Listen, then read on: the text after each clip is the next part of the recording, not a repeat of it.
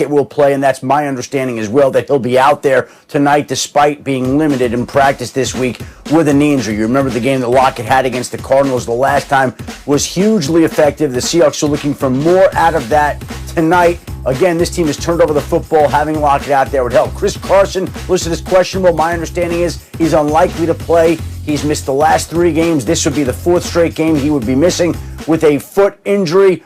On the flip side, Carlos Hyde off the injury report. So if Carson can't go, Carlos Hyde, along with Alex Collins, would step in there and be the Seahawks running backs tonight against Arizona, Greeny. They've had all kinds of running back issues over the last few weeks. All right, Neek, I'm coming to you. This game is so interesting in so many different ways. What is the number one thing you're looking for tonight?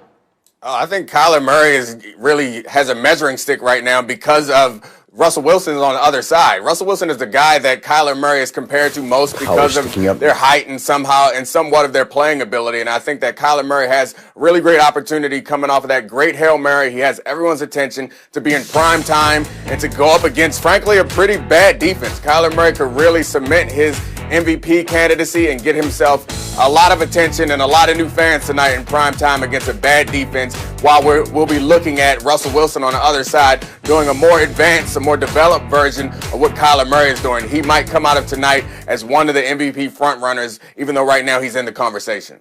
I don't know if you meant to say that Russell Wilson is his measuring stick or not, but it brought a smile to my face whether you did that purposely or not. Either way, Louis Riddick, as we look at Russell Wilson, 3 weeks ago, every conversation here started with, well, Russell Wilson is on his way to being the MVP of the league. And a strange thing has happened over the last month or so. What are you looking for tonight? I'm just looking to see if they can have any semblance of balance, Greeny, on the offensive side of the ball, so it doesn't get so far out of whack like it has recently as far as their rush percentage. Right now they're throwing the ball well over 60% of the time because of the fact that, 1, they know that every possession they have to make count. 2, the defense can't stop anybody. 3, the running game has kind of faltered due to injury and due to attrition. And now, so everything is on Russell Wilson, everything is on DK Metcalf, everything is on Tyler Lockett. So I'm just wondering if they can have any kind of balance at all so Russell doesn't feel as though every play is do or die.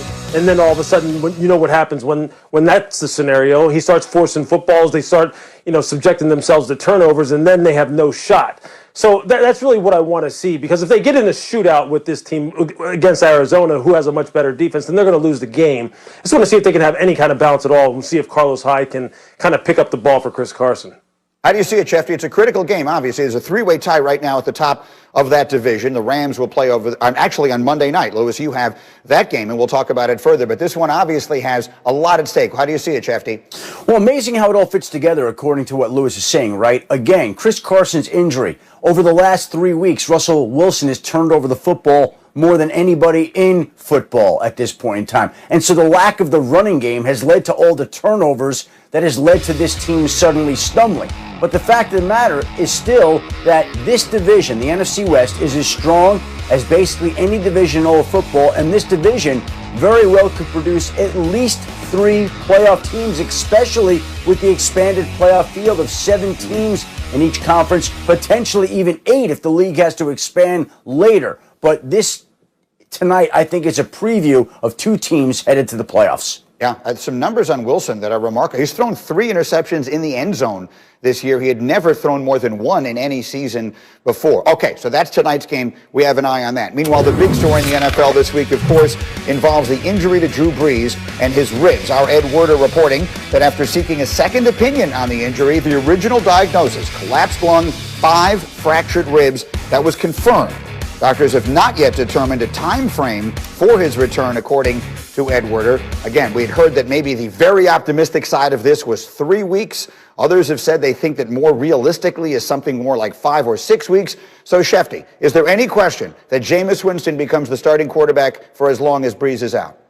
Yeah, there's a definite question about that, Greeny. And again, Sean Payton keeps telling us he hasn't made a decision. Why don't we believe him? They really like Taysom Hill. They really like Jameis Winston. There's support for both players. I would not just make the assumption that it's going to be Jameis Winston starting this weekend. Everybody seems to think that that's a foregone conclusion, and maybe ultimately it will be him. But Sean Payton himself has said, I have not made a decision yet. So again, if he hasn't made a decision yet, why can't we accept that As a fact, I actually have accepted that. And I don't think that it's a deadlock cinch that it's going to be Jameis Winston at this point in time. I think we need to be open-minded to the idea that based on what Sean Payton is saying, that it could be Taysom Hill. We know that they'd like to get him in there. So let's just see how this goes out and plays out over the course of the weekend. But there's an opportunity here for the Saints to see what they have in Taysom Hill, see what they have in Jameis Winston. Again, we've thought all along that this could very well be Drew Brees' last year, and now is a chance to win now and get a look into the future.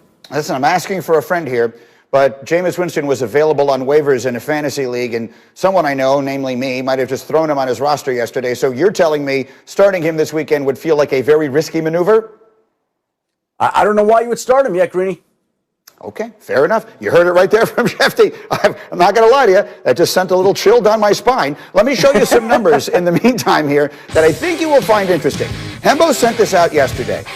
Drew Brees was not Drew Brees as we know him until he teamed up with Sean Payton. People have labeled Jameis Winston this or that, unfixable. But if you look at his first 5 years and compare them to Drew Brees' first 5 years, the numbers are remarkably similar.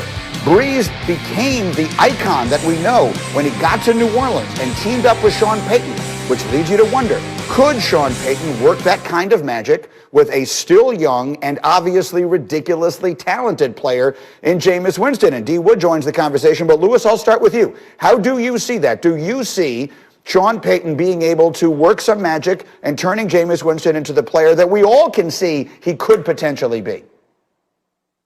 Yeah, I wouldn't count it out. Look, this offense in New Orleans is all about efficiency. It's all about making quick reads, getting the ball out of your hands fast, putting the ball where it needs to be put, especially in the short and intermediate game, and then letting your playmakers go from there. Now, what's interesting is, good old Hembo sent me some great statistics before the show started about the fact that, Jameis, what he struggled with a year ago was his accuracy and his decision-making on the short to intermediate throws, which is where New Orleans lives philosophically, in the short to intermediate passing game. Now, how it is taught to you and how you are able to go through your progressions and then how it is corrected, obviously is going to be different between what he experienced in Tampa and what he experiences in New Orleans. And Sean Payton is the master. I mean, that's a great graphic right there as far as the influence that he had on Drew Brees. So I believe this is a good chance for Jameis Winston, provided the fact that he starts, although Adam Schefter seems to be throwing a lot of doubt in everybody's mind right now. But I think this is a great opportunity for him to show that, look, with high-quality quarterback tutoring, he can take his game to the next level. We'll see. But you know what? Sean Payton has told me the same thing about Taysom Hill. He believes he's a starter in this league. He's told me every time I've talked to him. So, Greeny, I'd be sweating a little bit if you're counting on Jameis Winston. Just a little. Okay, so he's going back on the bench. That we have decided for certain, so we can move on. Thank you for taking care of that for me here. Meanwhile, D. Wood, I'm coming to you on this. Last year, Brees got hurt. They went 5-0 without him with Teddy Bridgewater. As you look at their schedule, they have Atlanta this week, then the Broncos, then the Falcons again, then the Eagles. Do you see them being able to do this again? Can they go undefeated without Drew Brees, especially when you take a look at their schedule this year? Absolutely, Greeny. I think when you talk about the New Orleans Saints, they're one of the most well-rounded teams in the National Football League. We got, when we watched them against the Tampa Bay Buccaneers, you saw all areas of their team flourish. Defensively, they were flying around. They were all over that Bucs offense. Offensively, I think Sean Payton is going to put whoever is at quarterback, whether it's Taysom Hill or Jameis Winston, they're going to just have to manage the football game. Nobody can expect them to be Drew Brees out there, but they have enough firepower to manage this game. And when you have guys like Alvin Kamara, Michael Thomas, those type of guys, those guys can make a ton of plays for you. So if those guys manage the game, like Lewis alluded to, this New Orleans Saints team, they could easily find themselves right at the top of the NFC. Lewis, if you're preparing to play this team defensively this week, if you're the Falcons getting up against this team, and they're leaving that doubt in your mind as to who the quarterback is, and the two quarterbacks they can choose from could not be more different, right? The way Taysom Hill would play and the way Jameis Winston would play could not be more different. How are you preparing? Which one are you preparing for this week if you're Atlanta? Yeah, I'm preparing for them to run the system, Greeny, that they've always run. That's what I'm preparing for. I'm preparing for the tendencies that Sean has shown, first and second down run pass, third down, how they like to attack in the red area. That's what, because I'm not going to go and just go through all those mental gymnastics to try and figure out, well, which guy is it going to be. But I am going to make sure that I prepare for all the type of slash plays that Taysom Hill runs in those specific situations. Now, if he gets in there on an every down basis, I'll deal with him as it comes. But I'm really preparing for the system, because the system is what works down there. Lewis, it's funny you say that. It's funny you say that because earlier this week, I had Raheem Morris on my podcast, and I said, how do you prepare for a Drew Brees-less New Orleans Saints team? Do you prepare for Jameis Winston? Do you prepare for Taysom Hill? And Raheem Morris said, I don't prepare for either one. I prepare for a Sean Payton-led offense. And that's exactly how the Falcons have gone about it this week, because they don't know what they're going to get. They'll be ready for Winston. They'll be ready for Taysom Hill, but most